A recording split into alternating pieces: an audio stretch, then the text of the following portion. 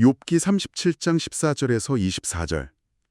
욥 어르신, 이 말에 귀를 기울여 보시고 가만히 서서 하나님이 하시는 놀랍고 신기한 일들을 깊이 생각해 보세요. 하나님이 어떻게 구름에게 명령하셔서 구름 속에서 번개가 번쩍이게 하시는지 혹시 아시나요? 구름이 둥둥 떠다니는 신기한 일과 모든 것을 완벽하게 아시는 하나님의 놀라운 솜씨를 다 알고 계시나요? 남쪽에서 부는 따뜻한 바람 때문에 땅이 고요해질 때 어떻게 어르신의 옷이 따뜻해지는지 아시나요? 마치 쇳물을 부어 만든 거울처럼 아주 튼튼한 저 하늘을 어르신이 하나님과 함께 넓게 펼칠 수 있겠어요? 우리가 하나님께 무슨 말씀을 드려야 할지 제발 가르쳐 주세요. 우리는 아는 것이 없고 캄캄해서 아무 말도 제대로 할 수가 없답니다. 제가 하고 싶은 말을 감히 하나님께 다 말씀드릴 수 있을까요? 자기 스스로 꼴꺽 삼켜져 멸망하기를 바랄 사람이 세상에 어디 있겠어요? 빽빽한 구름 때문에 하늘의 밝은 빛을 볼 수 없다가도 바람이 휙 불고 지나가면 하늘이 아주 맑고 깨끗해지지요. 북쪽 하늘에서 황금처럼 눈부신 빛이 나타나듯이 하나님께는 우리가 감히 다가갈 수 없는 무섭고 훌륭한 위엄이 있답니다. 우리는 능력이 가장 많으신 전능하신 하나님을 다 알 수가 없어요. 그분은 힘이 엄청나게 크시고 언제나 바르게 재판하시며 공평함을 절대로 구부러뜨리지 않으신답니다. 그러므로 사람들은 마땅히 하나님을 두려워하고 높여드려야 해요. 하나님은 자기 스스로 지혜롭다고 잘난 척하는 사람은 절대로 쳐다보지도 않으신답니다. 와, 방금 읽어주신 그 욥기 말씀을 가만히 듣고 있으니까요.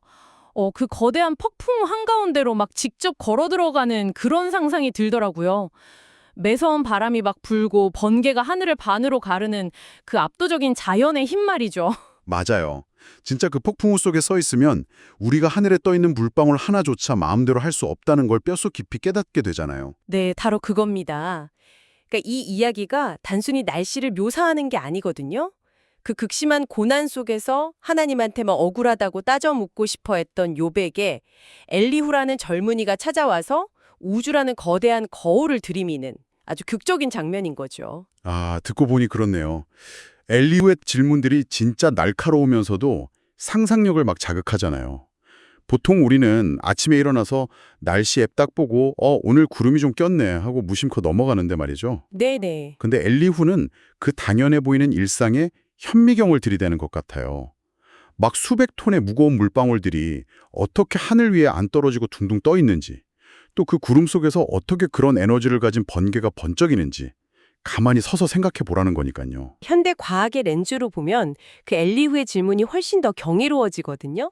우리가 학교에서 수증기가 모여서 구름이 되고 기압이나 온도 차이로 바람이 분다는 어떤 현상 자체는 배우잖아요. 네, 과학 시간에 다 배우죠. 근데 과학이 어떻게 비가 내리는지는 설명할 수 있어도 애초에 왜 이 지구가 생명체가 살 수 있도록 이렇게 정교하고 완벽한 시스템으로 설계됐는지는 설명하지 못하거든요. 아, 진짜 그러네요. 엘리후가 바로 그 지식의 한계를 꼬집는 겁니다.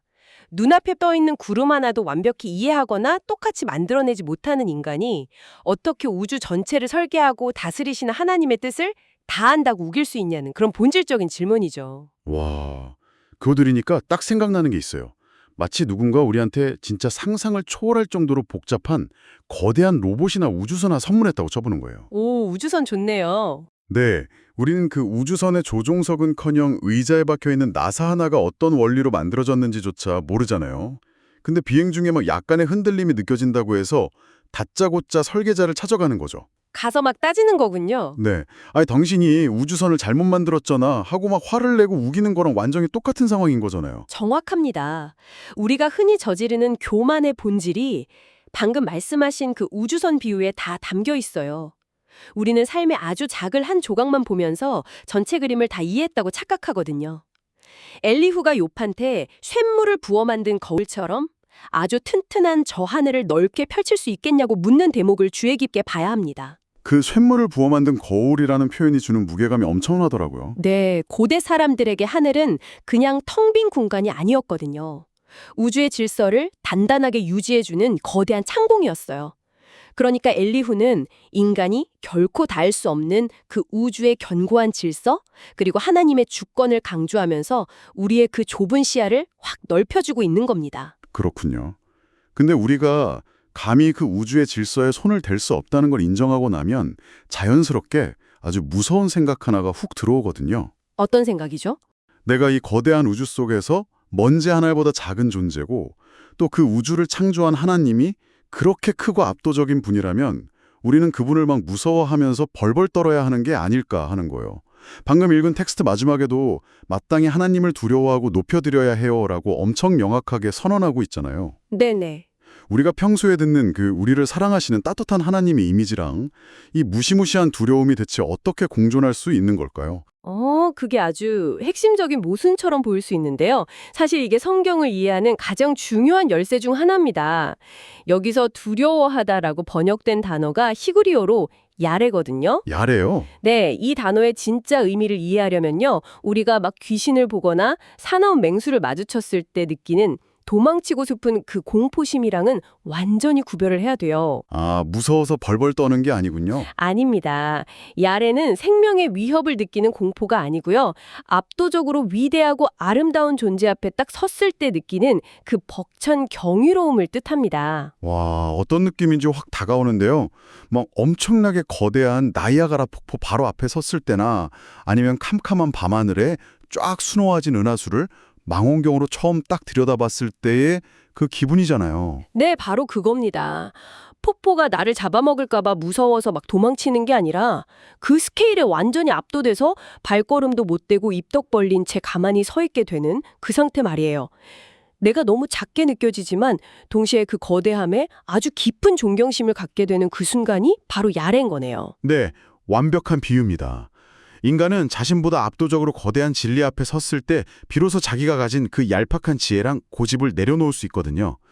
엘리후가 하나님은 자기 스스로 지혜롭다고 잘난 척하는 사람은 쳐다보지도 않으신다고 말한 이유가 바로 여기 있는 거죠. 폭포 앞에서 내가 이 물줄기를 다스릴 수 있다고 큰 소리 치는 게 진짜 우스꽝스러운 것처럼요. 그렇죠. 온 우주를 다스리시는 하나님 앞에서는 우리의 그 알량한 계산이나 논리를 내려놓고 겸손하게 엎드리는 게 가장 지혜로운 태도라는 겁니다. 근데 저는 여기서 이야기가 한 번 더 엄청난 반전을 맞이한다고 생각하거든요. 번개를 막 명령하고 남풍을 불게 하는 그 거대하고 접근조차 할 수 없는 창조주가 이런 먼지 같은 우리를 대하는 방식은 천둥번개처럼 무섭지가 않잖아요. 맞습니다. 기독교 복음이 가진 가장 충격적인 역설이 딱 거기에 숨어 있죠. 욥기에서 묘사된 것처럼 정말 상상조차 할 수 없는 힘과 위엄을 가지신 분이 자신의 힘을 막 과시하거나 우리를 짓누르는 방식을 선택하지 않으셨다는 겁니다. 오히려 반대였죠. 네, 오히려 그 무한한 창조주께서 스스로 시간과 공간의 한계 속으로 쑥 들어오셨어요. 그것도 가장 연약한 인간의 모습, 즉 갓난아기의 모습으로 이 땅에 오셨죠. 바로 예수님의 성육신 사건입니다. 그 쇳물을 부어서 우주를 쫙 펼치신 손이 너무나 작고 연약한 아기 손이 되었다는 건 진짜 인간의 논리로는 도저히 이해할 수가 없는 신비예요. 네, 정말 놀라운 일이죠. 우리는 학교나 직장에서 조금이라도 남보다 뛰어난 능력을 가지면 막 그거 드러내고 싶어하고 내 목소리 더 크게 내서 남들 이겨먹으려고 하잖아요. 근데 우주의 진정한 지배자는 모든 권리를 다 내려놓고 가장 낮은 곳으로 오셨다니까 이게 우리의 생각을 완전히 뒤집어 놓는 것 같아요. 인간이 생각하는 권력은 항상 남을 지배하고 강압하는 거잖아요. 하지만 하나님의 진정한 권력과 능력은 희생과 사랑을 통해서 완성됩니다. 번개로 악을 심판하고 불평하는 사람들을 단숨에 멸망시키실 수 있었던 분이시거든요. 네, 한순간에 끝내실 수 있었죠? 그런데 오히려 십자가라는 가장 고통스럽고 수치스러운 자리에 스스로 올라가셨습니다. 예수님은 폭포수 같은 힘으로 우리를 굴복시키신 게 아니에요. 우리의 모든 아픔과 죄, 그리고 오늘 본문에 나오는 그 욥의 억울함 같은 인간의 모든 고통을 십자가에서 대신 짊어지신 겁니다. 진짜 힘은 억압이 아니라 자신을 위해 기꺼이 자신을 내어주는 데서 온다는 걸 몸소 증명하신 거네요. 네, 바로 그겁니다. 십자가의 의미를 이 거대한 우주의 스케일이랑 딱 연결해 보니까 우리가 일상에서 얼마나 자주 그리고 쉽게 교만해지는지 진짜 뼈저리게 느껴집니다. 우리는 내 계획이 조금만 어긋나도 막 날씨가 안 좋아서 소풍을 망쳐도 하늘을 원망하잖아요. 맞아요. 우리 아이들도 그렇고 어른들도 다 똑같죠. 네. 어린이들은 원하는 장난감 못 갖거나 친구랑 다투면 내 마음 몰라준다고 막 화를 내고요. 어른들도 통장 잔고나 직장 문제처럼 현실이 뜻대로 안 풀리면 내가 내 인생의 주인이 되어야 한다는 그 고집을 꺾지 못하니까요. 근데 그 모든 불평을 잠재우는 게 바로 이 십자가의 사랑이네요. 네. 우리가 인생이라는 여정을 걷다 보면 참 빽빽하고 캄캄한 먹구름을 만날 때가 많거든요. 엘리후의 말처럼 구름이 너무 짙어서 태양빛이 아예 안 보이는, 아무 희망도 없는 것 같은 날들 말이에요. 맞아요. 살다 보면 그런 날들이 꼭 오죠. 어릴 때는 친구 관계나 학업 스트레스일 수 있고 어른들은 또 경제적 위기나 건강 문제 같은 게 찾아오니까요. 네, 그 캄캄한 구름 아래 딱 갇혀 있으면 아, 하나님은 왜 나한테 이런 시련을 주시나, 날 사랑하시긴 하는 걸까? 하고 당연히 의심이 피어오르죠. 당장 내 눈앞이 캄캄하니까 하늘 너머에 있는 태양을 까맣게 잊어버리는 거군요. 하지만 엘리오가 말한 자연의 법칙처럼 아무리 구름이 짙어도 바람이 휙 불고 지나가면 하늘은 진짜 언제 그랬냐는 듯 맑고 깨끗해지잖아요. 네, 맞습니다. 구름 뒤에는 항상 황금처럼 눈부신 빛이 존재하고 있다는 사실, 그러니까 태양은 단 한 번도 그 자리를 떠난 적이 없다는 진리를 우리가 늘 기억해야 한다는 뜻이겠죠. 근거입니다. 내 좁은 시야로는 도저히 이해가 안 되는 고난의 구름 속에서도 이 우주를 한치의 오차도 없이 다스리시는 하나님의 섭리는 지금 이 순간에도 여전히 작동하고 있거든요. 네. 그리고 무엇보다 중요한 건 온 우주를 다스리시는 그 크신 하나님이 나를 위해 십자가에서 생명까지 내어주실 만큼 나를 깊이 사랑하신다는 사실이에요.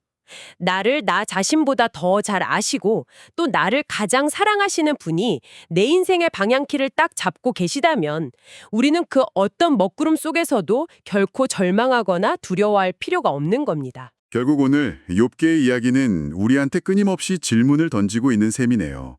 우리가 이 거대하고 신비로운 자연을 바라볼 때 그 너머에 계신 전능하고 사랑 많으신 창조주를 온전히 의지할 것인지, 아니면 진짜 한 치 앞도 못 보면서 내가 다 안다고 막 우기는 어리석음을 선택할 것인지 하고 말이죠. 지금 이 이야기를 듣고 계신 부모님들과 어린이 여러분, 오늘 여러분이 밖으로 나가서 하늘에 떠있는 뭉게구름을 보거나 뺨을 스치는 따뜻한 바람을 느낀다면 딱 이 한 가지를 꼭 기억하셨으면 좋겠습니다.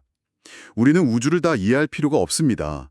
그저 온 우주를 지으신 분이 나를 가장 사랑하신다는 사실 하나만 알면 충분합니다. 내 마음대로 되지 않는다고 불평하고 떼쓰던 교만한 마음, 내가 내 삶의 주인이 되어야 안심할 수 있다는 그 불안감을 오늘 이 시간 십자가 앞에 내려놓아 봅시다. 그리고 나보다 훨씬 지혜로우신 하나님께 내 삶의 모든 먹구름을 기꺼이 맡겨드리는 용기를 내보는 겁니다. 여러분은 오늘 무엇을 결심했나요? 지혜롭고 전능하신 하나님 아버지, 하늘의 구름과 따뜻한 바람을 통해 하나님의 놀라운 솜씨를 보여주셔서 참 감사합니다.